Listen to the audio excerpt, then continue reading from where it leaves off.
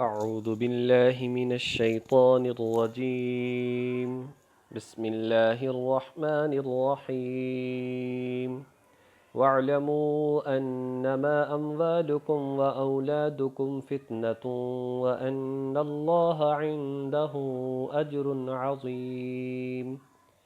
يا أيها الذين آمنوا إن تتقوا الله يجعل لكم فرقانا ويكفر عنكم سيئاتكم ويغفر لكم والله ذو الفضل العظيم. صدق الله العظيم. واعلموا انما اموالکم واولادکم فتنہ، اور خوب جان لو کہ بے شک تمہارا مال اور تمہاری اولاد فتنۃ آزمائش ہے، فتنہ ہے۔ وَأَنَّ اللَّهَ عِندَهُ أَجْرٌ عَظِيمٌ، اور بے شک اللہ تعالیٰ کے پاس بڑا اجر ہے، اجر عظیم ہے۔ یا ایہا الذین آمنوا، اے ایمان والو، ان تتقوا اللہ، اگر تم تقوی اختیار کرو، اگر تم پرہیزگار بن جاؤ، اگر تم اللہ سے ڈرتے رہو، یجعل لکم فرقانا، تو وہ تمہیں دے گا فرقانا، ایک ایسی چیز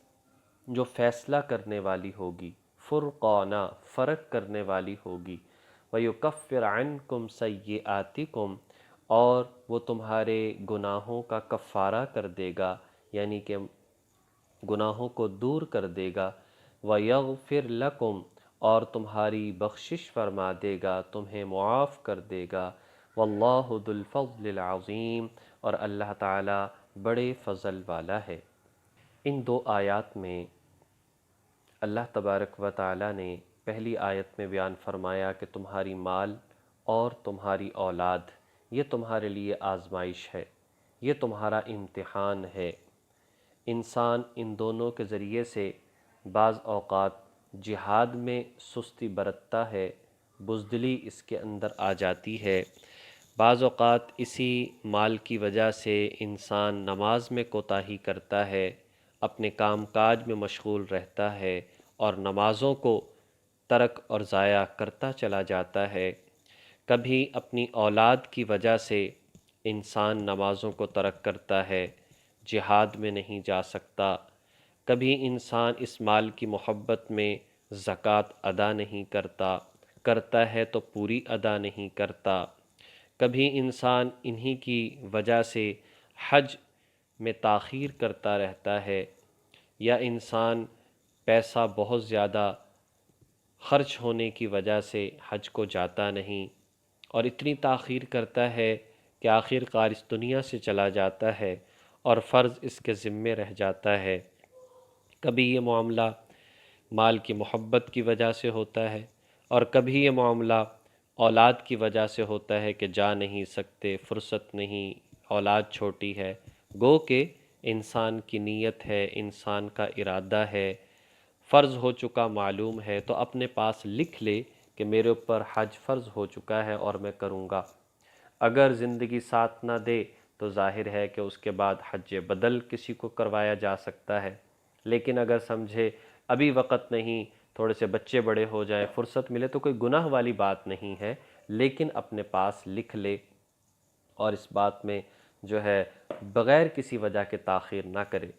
تو ساری بات سمجھانے کا مقصد یہ ہے کہ مطلب مال اور اولاد میں امتحان ہے، اور بعض اوقات ایسا نہ ہو کہ کہیں انسان ان کے اندر اتنا مشغول ہو جائے کہ انسان جو ہے اپنے امتحان میں کامیاب نہ ہو سکے، اور اس کی وجہ سے انسان جو ہے دوزخ میں چلا جائے۔ بلکہ حدیث مبارکہ میں آتا ہے ان لکل امت فتنۃ وفتنۃ امتی المال، ہر امت کے لیے کوئی نہ کوئی آزمائش اور فتنہ رہا، میری امت کی آزمائش مال میں ہے۔ اسی طرح حضور علیہ السلام نے ارشاد فرمایا حشر کے میدان میں جب تک 5 سوالات کے جواب نہیں دے سکو گے تم قدم نہیں اٹھا سکتے۔ نمبر 1، جوانی کہاں پر خرچ کی؟ نمبر 2، جو پوری زندگی دی اس پوری زندگی کو کہاں استعمال اور خرچ کیا؟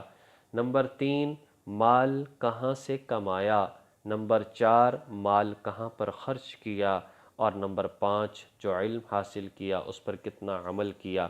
اب دیکھا جائے تو ان 5 سوالات میں 2 سوال مال کے بارے میں ہے کہ خرچ کہاں پر کیا ہے اور حاصل کہاں سے کیا تھا، اس کی اہمیت کا اندازہ ہوتا ہے۔ تو جو بندہ واقعتاً اولاد دین کے مطابق اس کی تربیت کر رہا، مال کو حاصل کرتا ہے تو بہت غور و فکر کر کے استعمال کرتا ہے تو نافرمانی نہیں کرتا، تو اگلا ہی جملہ ارشاد فرمایا وَأَنَّ اللَّهَ عِنْدَهُ أَجْرٌ عَظِيمٌ کہ بے شک آزمائش تو تھی لیکن تم اس آزمائش میں پورے اترے ہو تو اللہ کے ہاں اجر عظیم بھی ہے۔